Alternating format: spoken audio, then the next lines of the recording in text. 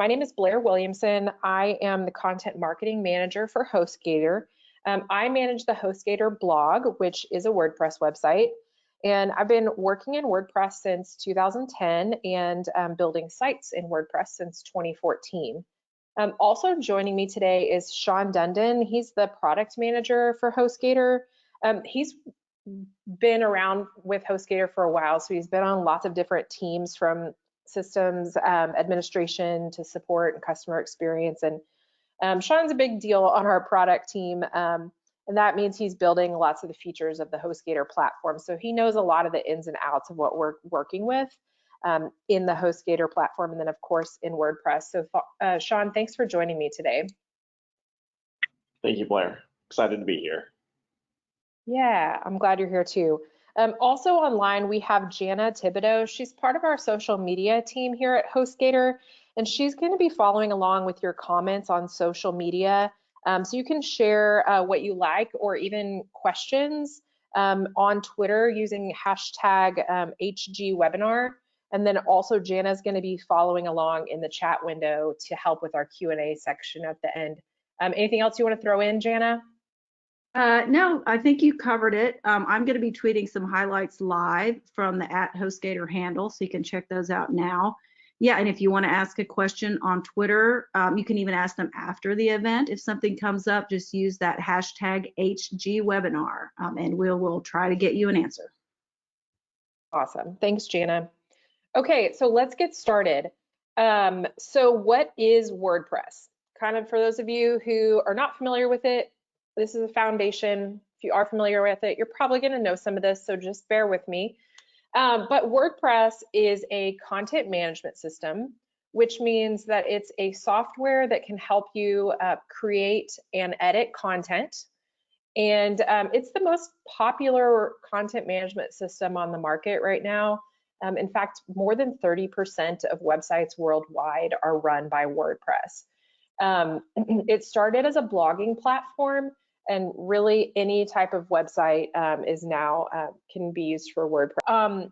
WordPress is an open source content management system. That means anybody can contribute code, build features, build design themes for WordPress.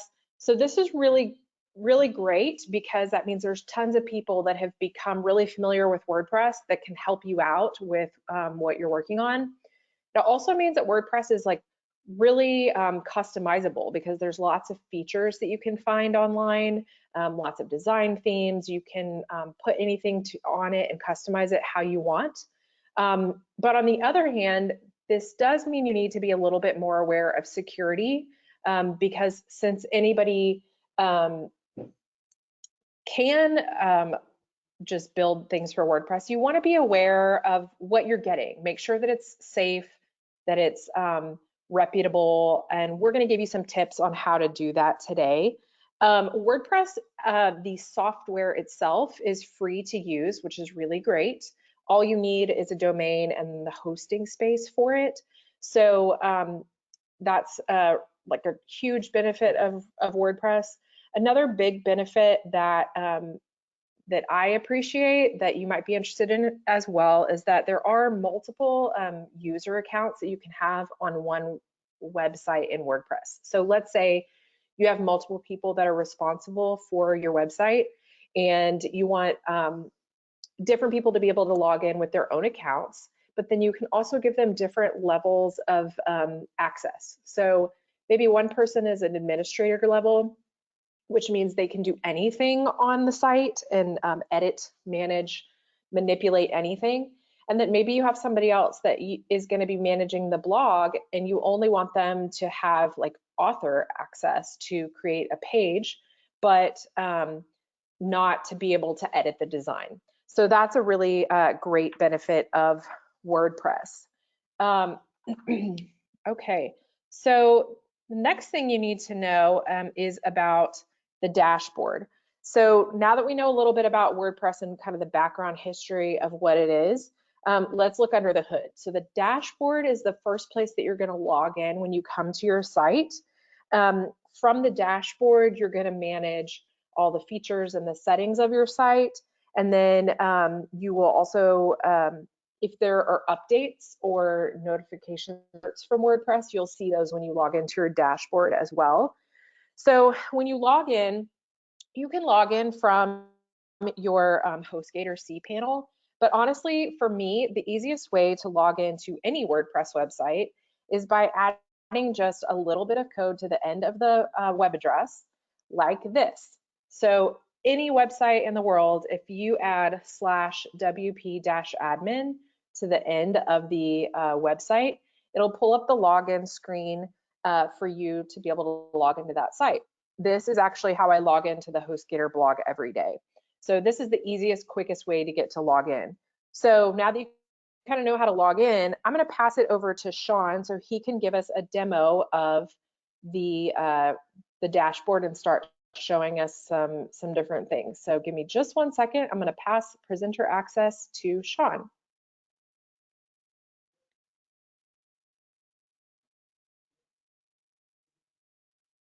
Great, thank you, Blair. Okay, and thanks everybody for joining us. So yeah, we're gonna hop right into the dashboard. Just for context, real quick before we do, so I'm running this on just a HostGator hatchling package. Nothing really fancy there. I do have an SSL that's available to me that was provisioned automatically for free. So we're gonna set that up as well, but just wanna make sure it's there before I configure WordPress to use it. Another thing to know about this is running on PHP 7. WordPress still runs on a lot of versions of PHP, but we strongly recommend going with the most up-to-date version you can. Any modern reputable host should be able to provide a good version of PHP for you. And obviously HostGator will provide a free SSL as well. So going to WordPress. So we started with a very vanilla installation of the newest version of WordPress. When it comes to security, that's probably one of the biggest things to start with, so making sure you're running the up-to-date version. So this is WordPress 5.3.2, I believe, which is what came out in November of 2019, or December of 2019. We'll take a look at the updates in a second just to make sure. If you're using an older version of WordPress, I would encourage you to update as soon as possible. Just as a general best practice. So we added /wp-admin onto our URL to get to this login page. I'm using myself a password manager. I'm using Chrome in this instance. I don't necessarily recommend the Chrome password manager over any others, but having worked on thousands of WordPress websites, I will tell you that when it comes to security, if a website is compromised, it's generally one of three culprits. Either the updates were very far behind, the password was insecure, or there was a plugin that was insecure. So whatever works for you to make sure that you're using a strong password, something that's long and unique and stored in a safe place, I would strongly recommend. So moving on, let's go ahead and log in. So yeah, as I mentioned, using a password manager for this login screen, really just want to make sure you've got a secure password. Just make sure not to reuse them, make sure a computer can't guess it. So we'll go ahead and log in, keeping it in the same window. Okay, great. Good with the dashboard? Yep, we got it. Terrific, thanks. Okay, yeah, so as I mentioned, pretty convenient place to get to quick links and shortcuts. As you get familiar and you get in the habit and you sort of understand your way around, a lot of times the shortcuts you need will be available right from here. As time goes on, you can start to customize this, etc. But as I mentioned, for now, we're going to take the long way around. So underneath dashboard, there's this homepage that we're at now, and then there's an updates page below that.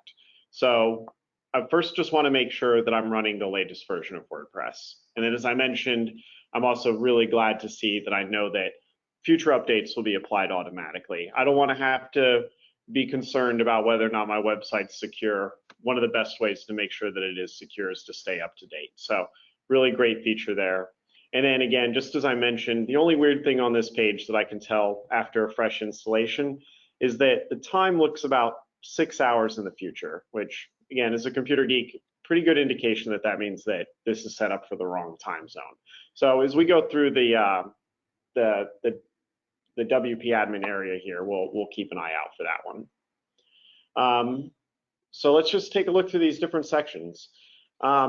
Moving into the posts area. So posts, WordPress is used for a lot of websites, sort of all around the world, all different types of industries. It has a lot of functionality and extensibility that lends itself to that. But at its core, WordPress definitely is a blogging platform. That's really where it originated, and you'll see some indications of that.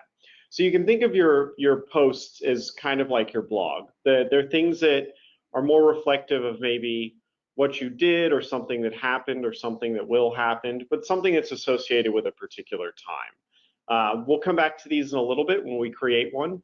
For now, just notice that WordPress does provide you one default post as an example. You'll be able to see that on your website as soon as you do the install, so you might have already noticed that. So we'll come back to that in a little bit, but suffice it to say, as you move forward and manage your posts, this will be the page that you use to do that. In our media section, so continuing on with the content area here, your media library basically lets you manage all of the things on your website that aren't text. The things that aren't your posts and pages, but are maybe audio recordings that you have, spreadsheets, video files, other things you'd kind of like to be able to attach to a page, maybe embed within it, but that obviously you're not going to be able to type out an image, So as you continue to develop your website and develop your content, your media library will become very helpful if you say, I'm looking for this one specific image, maybe I need to make a slight change to it, etc. Now let's go into pages. So pages and posts are pretty regularly confused. I mentioned that posts are kind of like the entries you would see in a blog. Pages are more of the static, longer living content of your website. One way I like to think about it is posts would be about the things you did, and your page would be about the things you like to do. Maybe your page is about generally what the mission of your business is, and your posts are about recent projects or new offerings or something like that.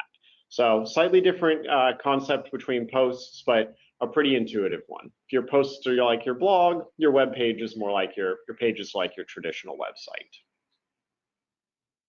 Same thing here. I might have told a little fib a little earlier that this was a vanilla install. We did go ahead and create one page that we'd have available for everyone with some recommendations and links.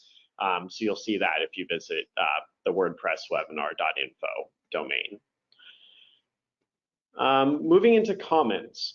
So comments are a really terrific way to help establish and build a community. If you've been on Amazon or Facebook, this isn't new to us, right? Really helpful.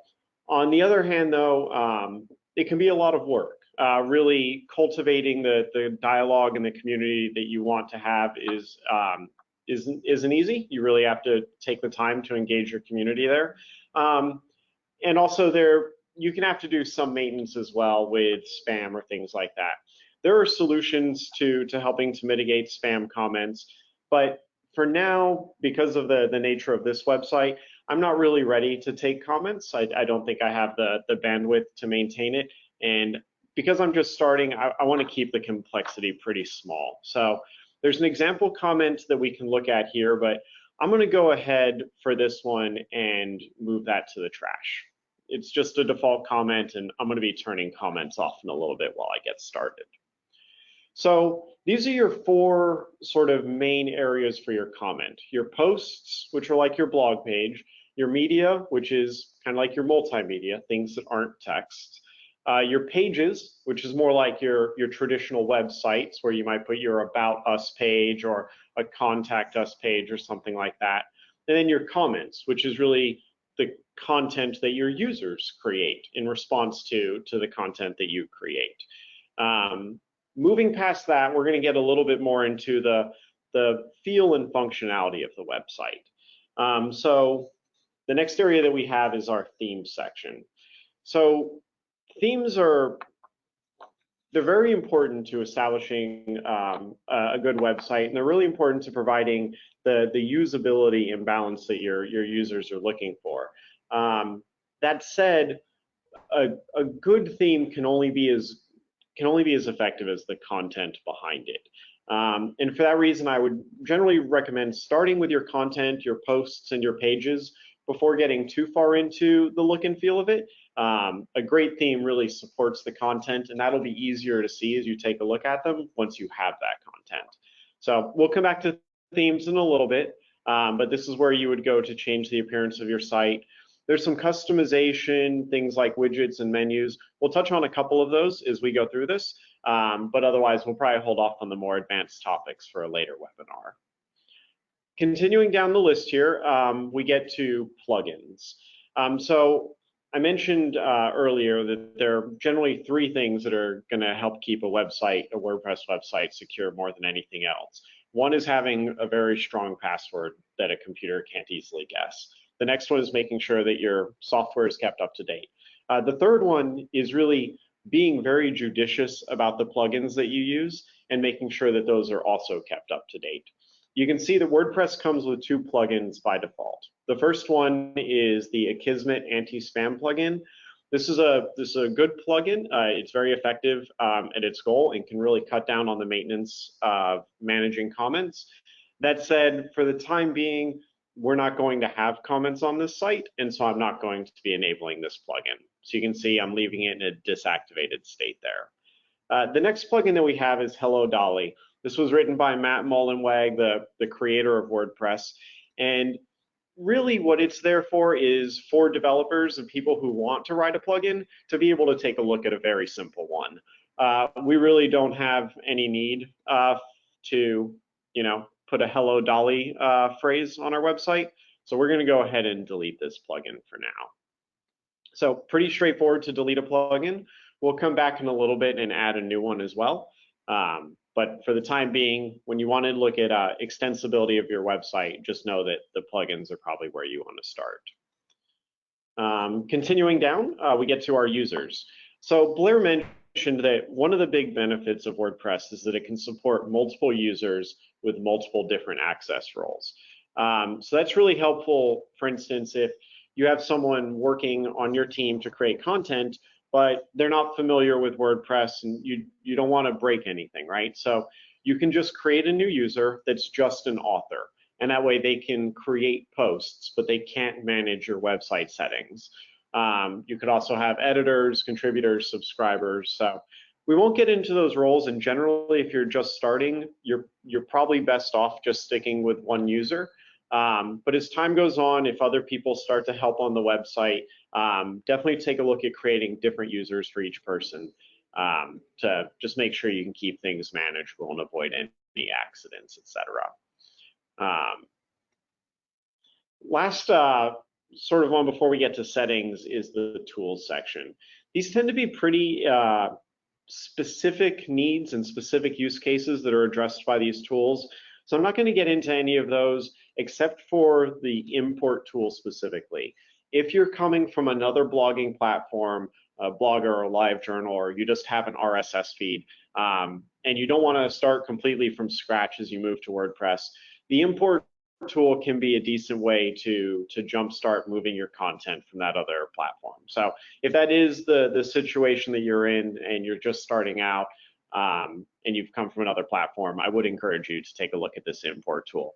Aside from that, most of these are a little more advanced and the kind of thing that I wouldn't worry about when I'm just getting started. And then finally, we'll move into the settings. So this is the last of the menus on the left here. You can do a lot in the settings section, but there's only really a few things that we need to do to get started. So first of all, I didn't set a site title when I installed WordPress, so I'm going to go ahead and do that now. Let's say WordPress 101 webinar. And then it gives you a tagline, which is kind of like a subtitle for your website. You don't have to use it, but we'll leave it there so as we go through, we can get an idea of how it fits with the themes, etc. I'll just change this to one more WordPress site. Looking at the site address, the WordPress address and the site address, generally speaking, these should be the same for most of us. If you're running multiple websites on one domain, that might be different, but by and large, they should be the same.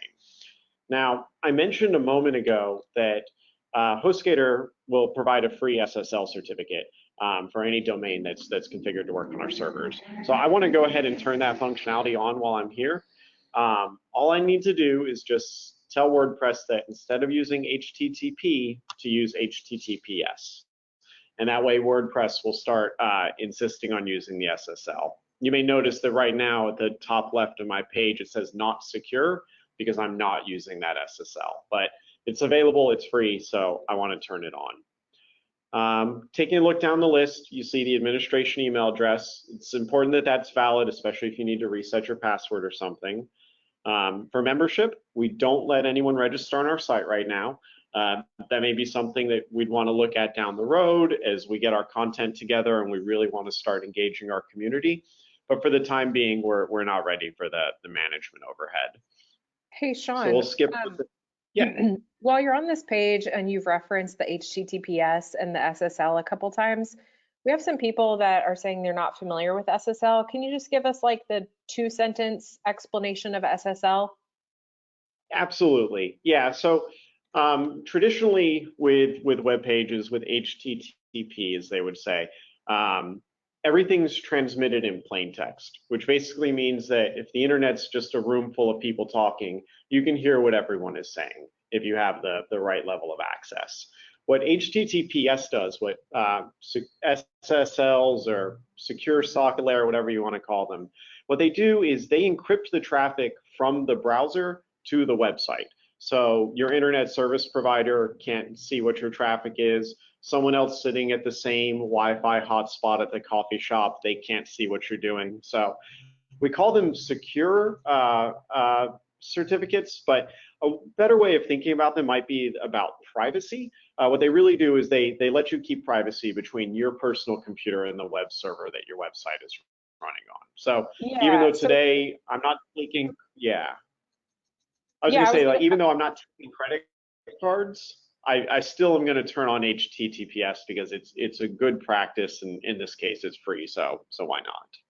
Yeah, that's what I was going to say. Is it doesn't prevent people from like hacking your website. It's not like the main security tool you need to prevent hackers, but it protects information when somebody is filling out information on your website. So if somebody's filling out a contact form, or like Sean said, buying something online and putting their credit card information into your website, it helps protect that information so somebody can't just easily find it and steal it. And HostGator does offer SSL certificates for free. So you can just go to our help site. It's help.hostgator.com and figure out how to turn on the SSL certificate for whatever type of package you have. Like Sean said, it's free and you need it. So go ahead and do that. Yeah, and you'll notice, I think, we're still looking at the SEO implications of SSL. I think they're slightly favored there, but you can expect that as time goes on, your users will come to expect HTTPS more and more, and likely Google will continue to emphasize and sort of throw warnings when it sees the websites aren't using it. So definitely a good idea. Okay, great. Thank you, Blair. I appreciate that. So I think just about done on this page. We have no new members because we're not ready for that yet.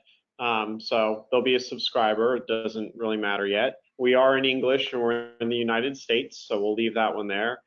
And then here's our time zone. So I'm glad this one came up because I noticed that was a little wrong earlier. If you don't know how far you are from UTC, which is a pretty geeky thing to know, the other way to pick your time zone is just to name the biggest city in your time zone. So for instance, if I were on the East Coast, I would go with New York. If I were in the UK, I might go with London. Much to the chagrin of those of us in Houston, the biggest city in our time zone is Chicago. So we will go with Chicago for our time zone. And that way, whenever I post something, it'll show, 12:30 p.m. instead of 6:30 p.m.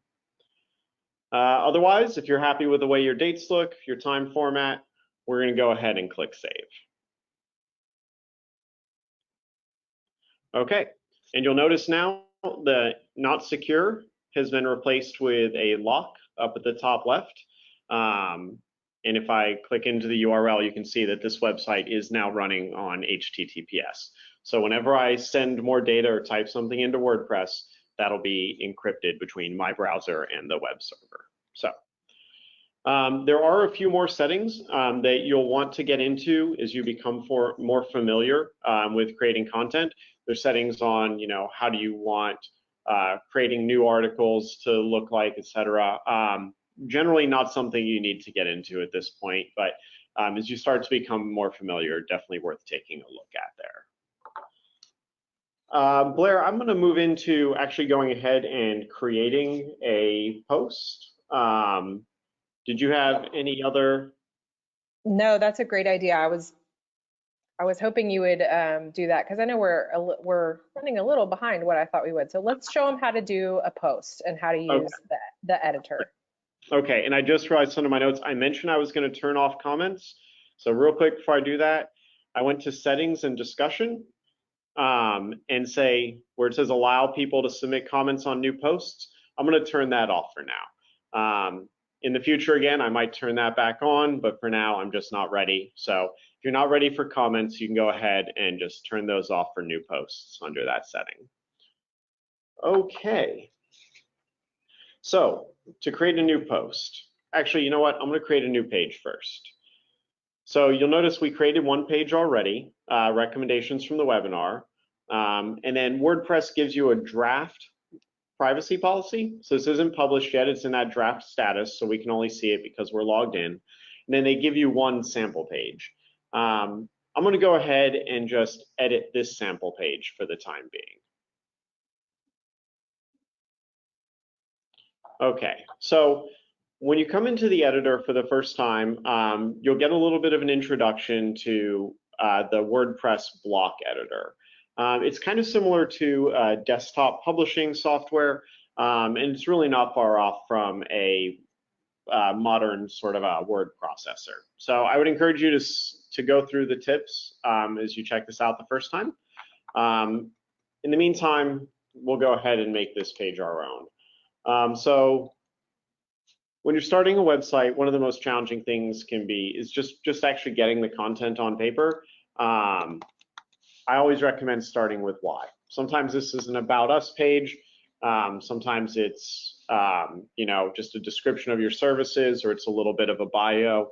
But starting with why you're building a website will really help make the rest of the content creation much more straightforward. So what I did is I created a new paragraph just by typing enter in front of the second one. And I'm going to say, okay, this blog was created to support customers or support WordPress users in getting started. Nothing crazy. I'm not going to make y'all watch me type. There's a lot of other comment here. You can see these blocks already exist. So I'm going to go through and I'm just going to delete these blocks for now. I don't really need them. So pretty straightforward. You can see editing it is very clear. I want to add in a link as well. One great website is the WordPress Codex. This is effectively their knowledge base, and it's a really helpful resource if you need any information on how WordPress works. So I'm going to add in that.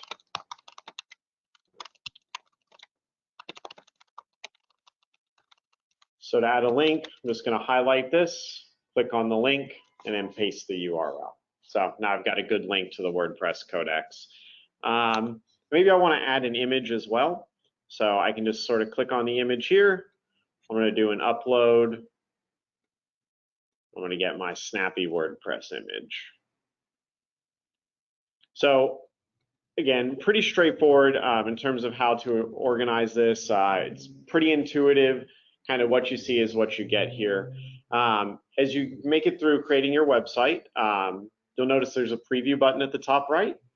So you can click on preview and get an idea of what this page would look like based on your current theme. So nothing fancy, but just looking to get started. This will help us understand where we're at. So I'm going to go ahead and click update. So that's pretty much it. I can view the page again in a new tab, see what it is outside of preview mode. You notice, looks like the same page, so that's great. The preview mode really helps you get a good idea of that. Okay, so we've got a page. Let's go ahead and make a post as well. You can see, by the way, since I added an image, that image has already shown up in my media library. So we're not going to spend a lot of time in the media library, but something to be aware of. So let's go make a post. I'm going to go ahead and delete this hello world post, and we'll just make a fresh one. So click add new at the top. It's live. Okay, so this is more of a time-driven thing, right? So I'm talking about the birth of the blog.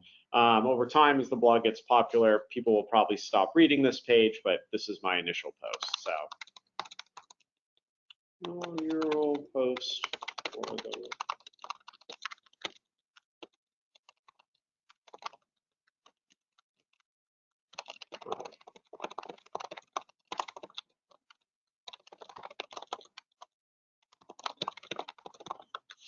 okay.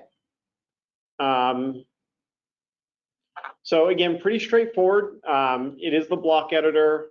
I like to just use enter to add a new paragraph. Same thing as with the pages. You can easily go add an image. You can add a gallery of images. Just take a look at the different blocks available, play around with them. There's really a lot you can do there, but I generally recommend keeping it simple as you get familiar. You get that content created and then just keep expanding from there. In this case, though, I don't want to publish this right away. This is a blog post. Maybe I still want to build a couple of things out before I make this post live. So what I'm going to do is on the document side here on the right, you'll notice that it says publish immediately. What I'm going to do instead is I'm not going to publish immediately. I'm going to push it out about 20 minutes. And we're going to say, let's publish this at 1 p.m. I know this is in Central Time now because I fixed the time zone. So let's go ahead and publish this at 1 p.m. We have that set. You can see that the date there is correct. Just double check that. And now your post button at the top right or publish has become schedule. So we'll click on schedule. Are you ready? It'll become public on February 20th or February 12th. They want me to add tags, but I'm not going to add tags for now. And we'll go ahead and schedule it. So really helpful feature there, especially when you're creating new blog posts. If you want to get in the habit of releasing new content every day, you can start building a backlog of those posts and just schedule them to update. So really provides a lot of flexibility in management and lets you still keep a good active website in a way that meets your schedule. Okay, and I think with that, we've got a website, we have a post, we have a page, we've got a site title. Let's start taking a look at the appearance here. So I mentioned, you know, starting with content is always going to be a good decision. You really want to be able to find a theme that supports your content and your messaging and works in such a way that it helps bring that to your users. It's very hard to do that if you don't have the content. We don't have very much content at this point, but we have enough that we can get a basic idea for what our website might look like. So I'm going to go ahead and add a new theme. In a moment, Blair will take us through looking at professional and paid themes. But for now, we're just going to start with a free one. In terms of security, I would generally recommend going with a pretty popular theme. Generally in WordPress with open source, the more popular and updated something is, a good indication that it'll be well supported and well maintained into the future. So it looks like this Astra theme is the most popular theme that didn't come pre-installed with WordPress. Astra is a very high quality theme. So I'm going to go ahead and install this theme. Okay, that's installed. You can see I can either activate that or do a live preview. So I'm going to click into the live preview here. So similarly to when we previewed our page, the theme live preview allows you to see what your website looks like as it currently is. You can see ours right now is pretty empty. We've got recommendations from the webinar page, which Blair did a great job on, and we have our sort of why page. But we don't have a lot on our homepage. It mainly moved most of the content over to the side. So I like the look of this a lot. I think we're starting with a pretty straightforward, text-heavy website. We want it to be easy to read. I like the spacing on here. The colors don't seem that they're distracting and they work well. So I think this is probably good enough for what we need today. It looks like there's a lot of functionality on the left. So as time went on, if I needed to customize it, I could. If I wanted more options, Astra supports additional features as well for a professional version. But this one looks like it's good enough for me. I can create my content in here. So I'm going to go ahead and click Activate and Publish. And that's it. So I have my new theme published. So as you see, this is what our WordPress blog looked like when we started. It had a hello world with the default content. We're going to do reload on this page and see what it looks like now. So a little bit different. It doesn't have the front content. It's got the links to the recommendations from the webinar, and it's pretty readable. So it could be fancied up a bit, but it'll definitely work for us for now. Blair, do you want to take us through what a professional theme or what a paid theme process looks like? Sure. So for most people, one of these free themes might work totally fine for you. But if you're interested in a little bit more customization, or let's say you need to add some special features to your site, specifically, this is most common with something like an online store, then you might be interested in getting what we call a premium theme or a paid theme. When you're looking for premium themes, the most important thing that I would recommend is that you look for one that comes with really good documentation, meaning it has a really good user guide that can show you how to set up all the features in the sections. Like you've seen with the one that Sean just installed, it kind of looked blank, right? I mean, it's still a shell and you have to figure out where to put all the pieces. And that's where your documentation that comes with a theme can be really helpful. It can show you specifically where everything needs to go and how to set it up. So I want to show you what I was looking for earlier with themes. Give me just 1 second to take over presenter mode so I can show you my screen.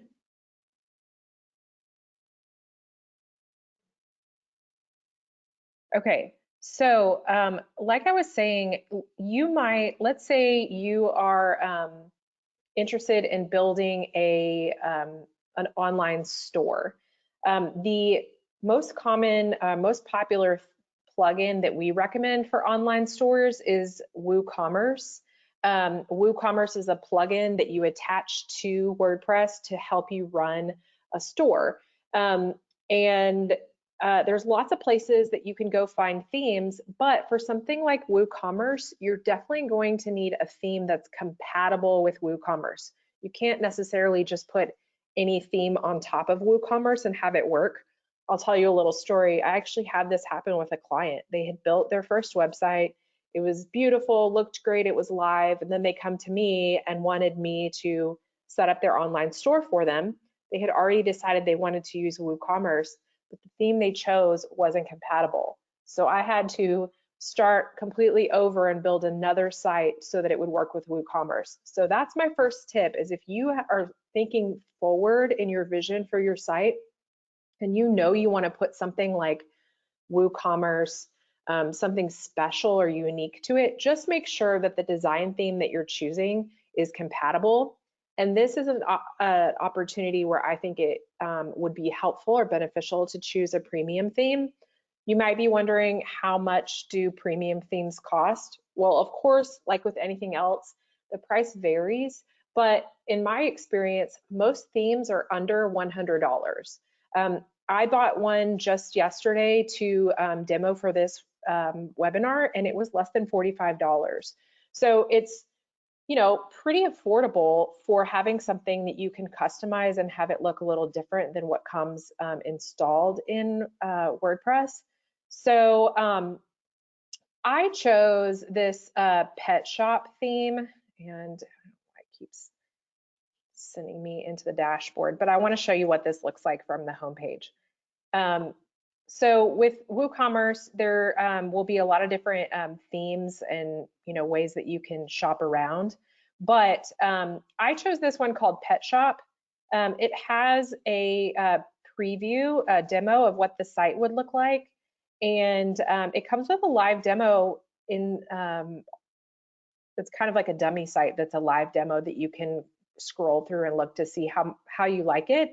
But it also comes with all of this documentation. So before you even decide to buy it, you can see that there's a lot of information on how to install the theme. And it comes with different instructions here, like, hey, there's a key theme that you need to type in to prove that you bought and paid for it. I might not have known that if I hadn't gone through their documentation. So this is where I think it's really helpful to go through the documentation. Also right here, it has like, how to configure your storefront, how to set up your homepage template, recommended image sizes. So this is really helpful. So I definitely recommend that you look for a theme that comes with some really good documentation. So once I downloaded or paid for the plugin or the theme, sorry, even in my account, I can right here, I can go back to, you can see documentation. I can go back to the specific documentation that came with it. But let me show you how to install this theme if you had selected a premium theme. So once I'm able to log back in, it's really as simple as going back to the theme section. So right here from your theme section, see how up in the left-hand corner it says upload theme? So if you click on this, and then choose the file, obviously we're on Sean's computer right now, so he's not gonna have it because I purchased the theme. But it will give you the option right there to choose the file at the top. You click on that and it will, you can just choose the zip file. Keep it in the zip file from where you purchased it in the themes, and then it'll just upload it right in there. And then you'll see the theme show up down here below in your different options of the themes that are available. And you'll just go through the same steps that Sean showed earlier of, clicking through, select, activate. It's just as simple as it is to select one of these free themes, but you just go through that additional step to be able to upload it. So when it comes to customizing the theme, and I talked about this a second ago, as far as something you need to look in the documentation for the theme, there's 3 places that you can look for in how to customize this, and Sean demoed a few of them earlier, but one is under your theme settings, one is under appearance customize. You'll see this in the left sidebar. Sean showed that earlier, it gave you all the different options, and another one is in the widget section. Yeah, see right here, this is the customize section. So it'll show you which different pieces you can easily customize. And then Sean, if you'll go back to the dashboard, from this widget section, I want to show you what this looks like. So a widget is a piece of content or functionality that you can have on your site. And I like to think about widgets that they come in sections. So if you think about your website or the design, whatever design you're in, you can think about this even from the demo of the design. Think about taking that site and breaking it into grids. Like if you were to put, rectangle shapes all over the site. So Sean's going to show you. See how on this right-hand side where it says recent comments in the search bar, like that is clearly like a vertical section right there. The page on the left where it says recommendations from the webinar, that is clearly a vertical block section as well. And then your navigation across the top where it says WordPress 101 webinar, that whole bar is a vertical a horizontal section across the top as like a block of content, right? So if you think about how to think about this page in grids, that's where you might often find your widgets. And a lot of times with widgets, we definitely think about the sidebar. So what you're looking at right now is under the appearance widget section. On the right-hand side is these are all the sections that are available with your design theme. So you have a main sidebar, a header, which is I showed you that's might be where your image or your logo is for your site. And then you've got a bunch of different footer sections. These could be horizontal sections that go across the page.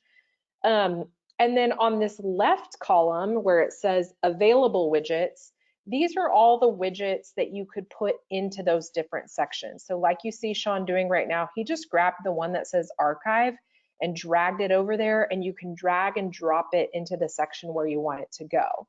So you can put it like he's putting an image there right now. We do this a lot with our blog. It's like an ad that shows, you know, a picture of a new feature that we have coming up. You can put an RSS feed. You can put a list of your most recent pages. You can put your categories. You can do a little block of custom HTML if you want to, you know, put an image with a link, and, you know, maybe you have a special plugin or feature somebody's built you. You can use that little blank HTML section.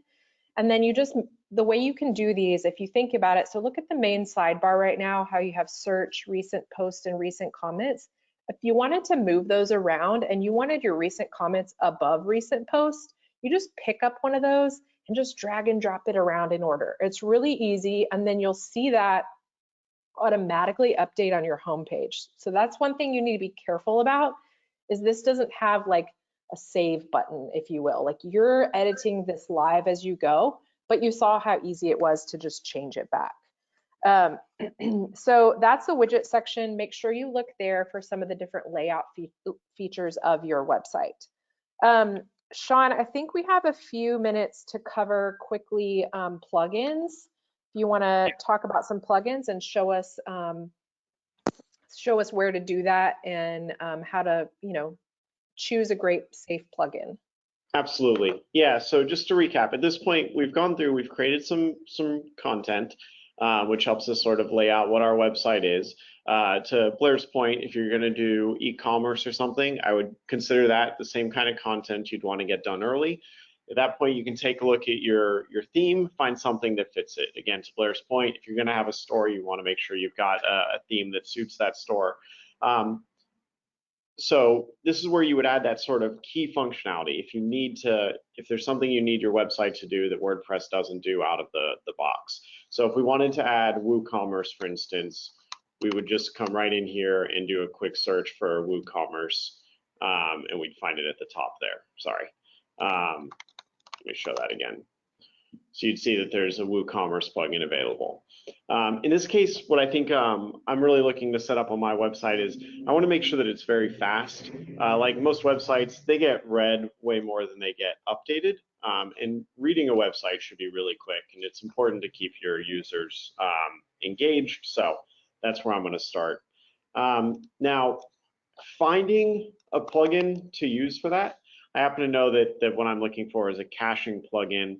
But if I search for that, there's 97 pages worth of results. You know, how do I find a plugin that's going to work for me, that I know is going to be reliable, secure, well-maintained, etc.? So there's a few options to that end. One, you can go and look for a rating. So HostGator put out a blog post that we go through the 15 most popular plugins. Popularity is a pretty good indication that it's been tested by a lot of people and it's working well for them. So you can kind of follow the popularity as a good indicator. In this case, though, my hosting provider, HostGator, recommends I use the WordPress Super Cache plugin for improving my site performance. And they provide rundowns on all of the settings that I need to go through to make sure that it's optimal for the environment and I can get my site going as quickly as possible. So I'm going to go ahead and install the Super Cache plugin. So we'll hop over here. I'm going to type in Super Cache. Okay, and I can see it right here. So some things I would look at before I install the plugin. How frequently is it updated? It was updated just 2 weeks ago. That's a really good sign that this is being kept up to date, it's being maintained. It's created by Automatic, who is the company who creates WordPress. So obviously if you know the organization that creates it, that's a good sign. It has a very high rating, and it's installed on over 2 million active installations. So these are the really good things to look at. If I was looking at a plugin that had a 2-star rating and only 5 reviews, only 10 installations, and last updated a year ago, I would never install that on my website. You definitely want to stick with things that are well maintained and well regarded. So with that said, we'll go ahead and click install. And the plugin's installed. I'm going to go ahead and turn it on here and click on activate. Okay, so now it says, all right, there's a warning. My server's not configured. The cache is disabled, so that's fine. Let's go through and look at the instructions that we have here. So I'm going to go to the general settings. I'm going to go to the advanced tab. I'm going to turn on caching, and I'm going to move over to expert. And so what does this say? I need the first, third, and fifth boxes to be checked under miscellaneous. So I'm going to click the first, the third, and the fifth box for that.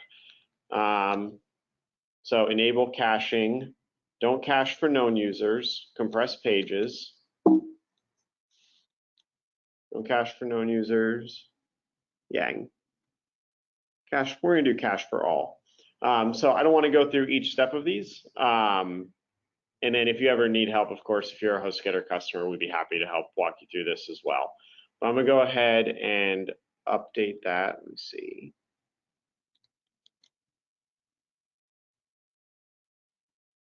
Okay. So there's a lot more information inside of this. We are running low on time, or I would take y'all through every step here. But at least to understand how this works in general. I'm going to leave this warning here. Again, if we weren't over time, I would walk y'all through that. But this is what's important. And Sean, I was going to say, this is another thing about plugins. If you think plugins are sort of like the software that you download and install and add on to WordPress. And the plugins, you kind of have to think of them just like, like if you were to purchase, let's say, Microsoft Office, right? You would go to Microsoft Office to ask for the how to use Office, right? Rather than going to your computer and asking, like your Mac, how do I use Office, right? It doesn't come with instructions installed. Microsoft Office comes with the instructions installed. So think about plugins the same way. Like, go find the website for that plugin, and you can find the install instructions there and kind of learn in their documentation how to really use that plugin to, really get the most out of it. I do that a lot with all the plugins that I use on the HostGator blog. Is I go back to the plugin, like go back to the source to read and learn about it. Sean, is there any like high level things you wanted to cover before we take a few minutes to answer some questions? Yeah, absolutely. I guess there's just a couple more points I'd want to make. So building a website, you put a lot into it, right? Developing your content, creating your theme, etc. You do what you can to keep it secure, to protect that investment. To go along with that, the next thing I would strongly recommend that's a bit outside the scope of this webinar is to make sure that you're making backups and make sure you're making them regularly. It's one of the best favors you can do your future self. There are a lot of methods for doing that. At HostGator, we provide support for a lot of different options for making backups, and most of your web providers will. If you're looking for something that's pretty much just set it and forget it, and you want to make sure you have frequent offsite backups, I would recommend CodeGuard, but there are other options available as well that are free out of the box. The next thing, and I kind of mentioned this, is you want to keep things simple when you're starting. There are a lot of plugins. To Blair's point, the plugins are written by different organizations. They have different standards, and they all are going to require a little more work, add a little more complexity, and add a little more risk. So you definitely want to keep things as simple as you can. That said, if you want to build a complex website, you're going to need to add in that additional functionality. If you're looking for support with that kind of thing, Blair mentioned looking at the documentation for the plugin creator, for the theme creator. It's very helpful. At HostGator, we do also have a premium support service just staffed with WordPress experts who can help with this kind of thing. So that's our WP Live team. If you are looking for that one-on-one, very detailed support, or you're dealing with a more complex environment, or you just want some help for the first couple months while you get started and to have someone available, I would recommend WP Live as well. But keep it as simple as you can while you get started. I think that's really pretty much the end of my advice. Keep your site updated, keep it simple, focus on the content, and I think you'll have a good time. Okay, thanks, Sean. I know that this has been a whirlwind of information in a short amount of time, and we're a little bit over, but I know we do have some questions that people wanted us to address. For right now, Sean, I'm going to leave you with the presenter access in case we need to demo anything. And then, I can always kind of do like I did before and show you which things to click on if I want to show something off. But Jana has been taking questions throughout the webinar and on social media. Jana, do you have some questions that we should go over? Right, there has been so many questions. It's hard to keep up. This has been a very great audience. A couple of ones I'm going to try to combine, but there seemed to be a lot of talk about knowing if a plugin is compatible, which I think you answered, but then there was like, if you upgrade the plugin or the theme, is there a risk that it's going to break something? Yes, and unfortunately, there certainly is. We've all been through that. If you get the new version of Windows, you get the new version of Mac or Android or iOS, that there can be challenges there. There's two general rules of thumb that I would stick to. Is that generally the more frequently you update, the less likely that is to be a concern. If you tried to update from Windows 95 to Windows 10, you could expect that a lot of things are going to break. If you update more frequently, there's smaller changes, and you can sort of understand those. If you're getting to the point where you're running a high volume website, it gets back again to really making sure you're picking the right plugins and the right themes that are updated frequently, that have a strong user base. Those are really good indications that the developer is putting in the effort to make sure that they're not going to be breaking their users' websites. And then finally, it gets back to backups again. You want to make backups before you're making major changes. In the beginning, when you're just getting started, you can probably take backups manually and be in a pretty safe place. If you're putting a lot of effort into it, it's really critical to your business. Setting up daily backups so that you can address that quickly is paramount. There's always a practical decision to be made between updating your software and preserving the current stability and functionality.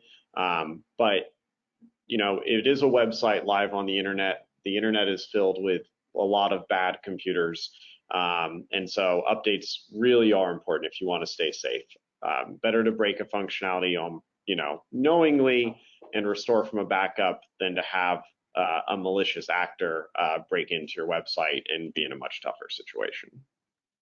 Perfect. Couple of questions about converting a site either from a builder to WordPress or the other way around. What kind of concerns would a user have around that? That can be a challenge with a lot of builder platforms. They tend to be, kind of what we'd call a walled garden. They're really nice on the inside, but they can be very difficult to get out of. If you're using one of the more common ones like we mentioned here, a Tumblr or a Blogger or LiveJournal, you can do a rough import of your content. And there are also other services available online that I won't get into, but that you can Google and find services to help with that. If you are with HostGator, of course, reach out to our support team and we can take a look at that specific situation and see if there's anything else that we can do to help you. Blair, I think this is for you. There was a few questions about paying for a premium theme. Is that a one-time fee or an annual fee? Yeah, that's a good question. In my experience, it's typically a one-time fee. You could have some that offer like a, like an update, but almost all the ones that I've seen, you're picking an annual license that you use one or pay for one time and get to update whenever they release updates. Another thing that you will see when you're looking at paid themes is whether you're trying to use it on one site or multiple. So some sites will give you like if you want to think about it, like a package deal where like you can use this one theme on an unlimited number of sites and you'll pay more for that. But in my experience, the ones that I've used so far has been a one-time fee. Great. So I think a couple of questions have come in when you were talking about backups just now, Sean. Is there a plugin for backup, or how would somebody, set up? How do you recommend somebody set up those backups? There are a number of plugins for backups. If you're using WordPress that are pretty reliable, I would take the same approach. You can look through our blog. I think we have a backup one in here, or just check out, go into plugins and just do a search real quick for backups, and make sure that you're looking for one that is make sure that you're looking for one that, again, that's popular, that's updated regularly, that has high reviews.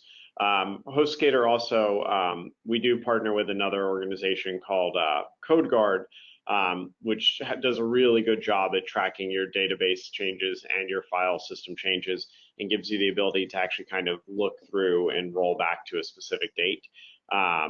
We'll post some blog links to our page that we have here on some plugins to try, and we'll make sure to include some guidelines on backup options as well. All right, do we have time for any more, Blair, or should we? I think it looks like we've still got a bunch of people hanging on. So they, if you've got a couple other big ones we should cover, let's go ahead and do it. Absolutely. Another one that seemed to pop up while you were talking about themes is, how does a child theme differ and or work with your main theme? Yeah, so I think your child theme is probably referencing WooCommerce. So for instance, on WooCommerce, you might have like one design look for the main pages of your website, and then a theme that is specific to the product pages on your website. So, because obviously you wouldn't want your homepage to look like a product site, right? With like 10 blocks of, pictures of things and no place to put content or, pages of text. So a lot of times that's kind of where you have a child theme paired with a main theme. It's just for one certain section. But if you have a child theme, it's usually going to come packaged that way. So you're not going to just be able to turn on a different theme for a certain page of your site. A lot of times you might also see that with a blog, like maybe there's a different layout for the blog page that's separate from the main website page. But if you have that, like I said, it's going to be packaged as a deal with your theme. It's not, you can't put two different themes on one website. So look for that when you're buying your package for your theme.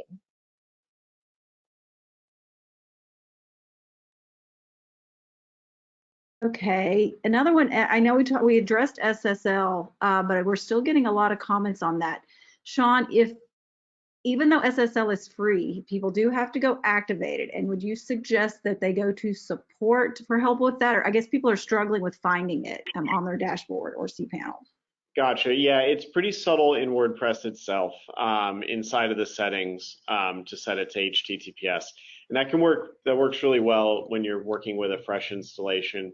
There have been times where if you've already put a bit into it, it can get a little more complex than that. We do recommend a specific plugin that can really help set up HTTPS for you as well. So we'll go ahead and add that to the recommendations. But yeah, there are plugins that can do that for you too. Yeah, and Okay, great. I just dropped that in the chat as well. There's a page on our help website that has more about, what is the SSL, why do you need it, and then how to. It's a step-by-step guide for enabling your free SSL based on the type of site you have. So even if you're using something other than WordPress, there's instructions on this page that will tell you how to activate it on your HostGator website.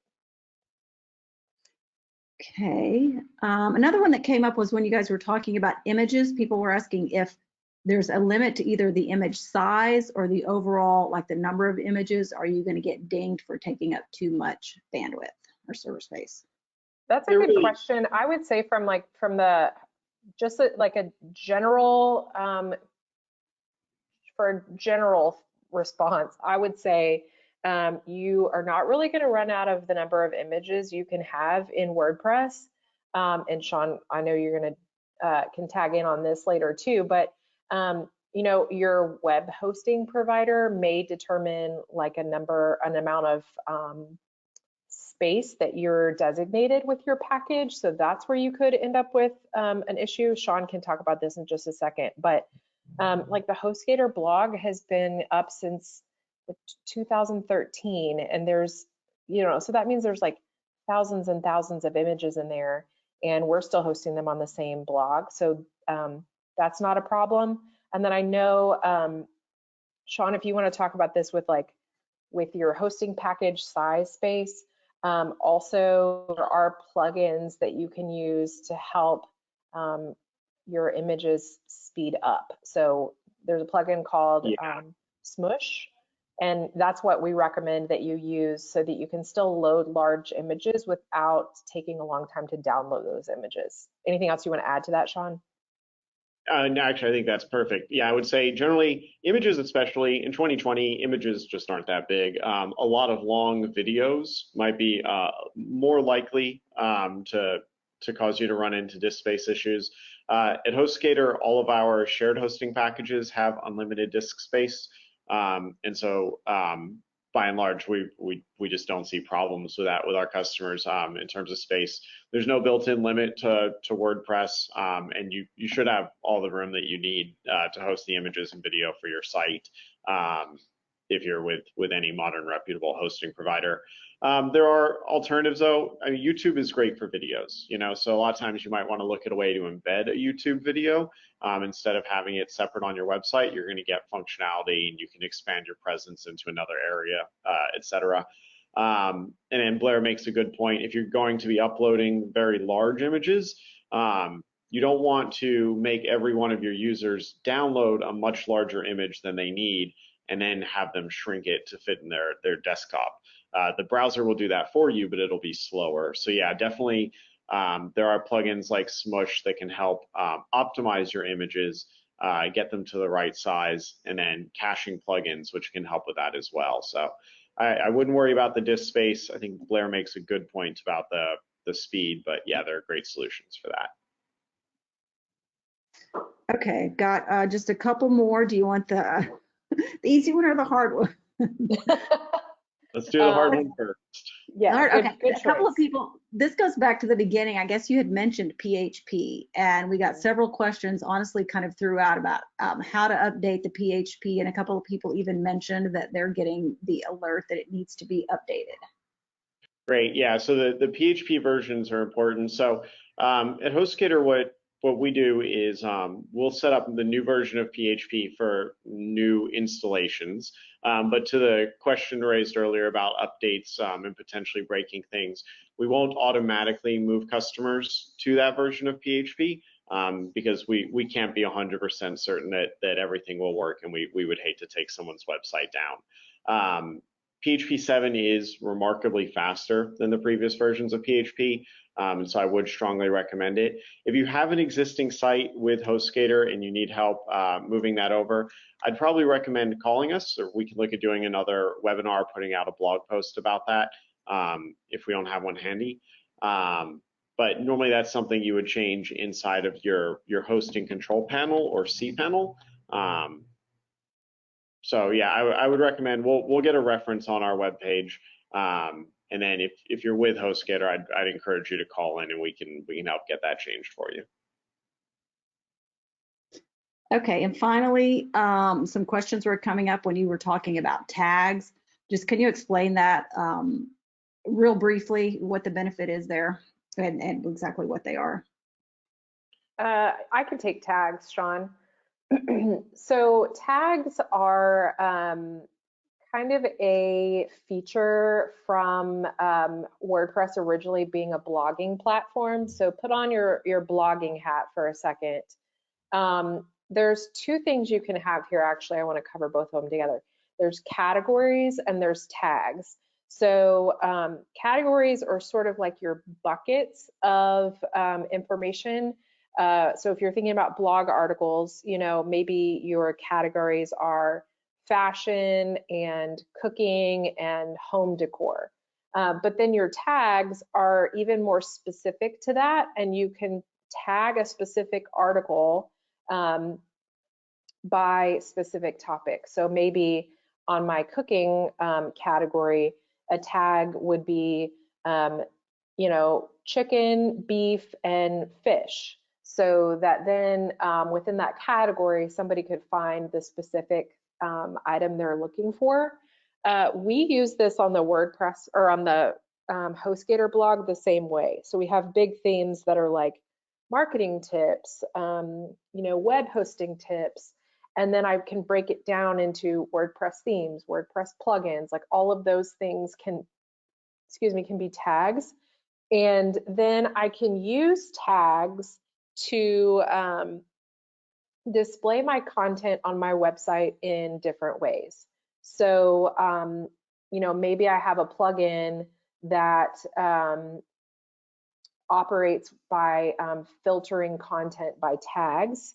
And then you can display those tags like on a word cloud on your, which would be like a, you know, shows a bunch of words, and then you can pick one and see all that content. So I just really like to think of tags as sort of like a really specific way to help label your information so that people can find what to read in a specific way.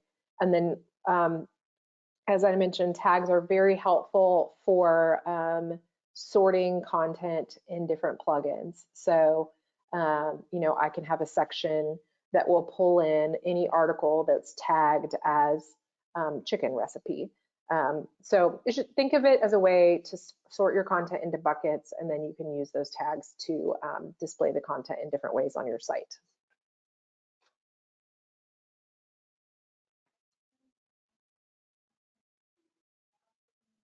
I know some people also asked about tags with in SEO or in search.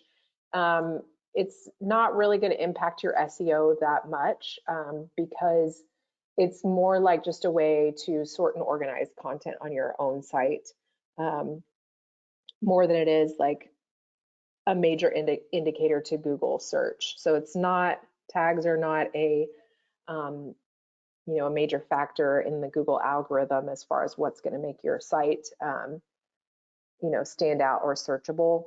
And for more background on SEO, we do have a webinar from a few months ago on SEO that's on our blog that you can go find and learn some basics about how to get your site optimized for search.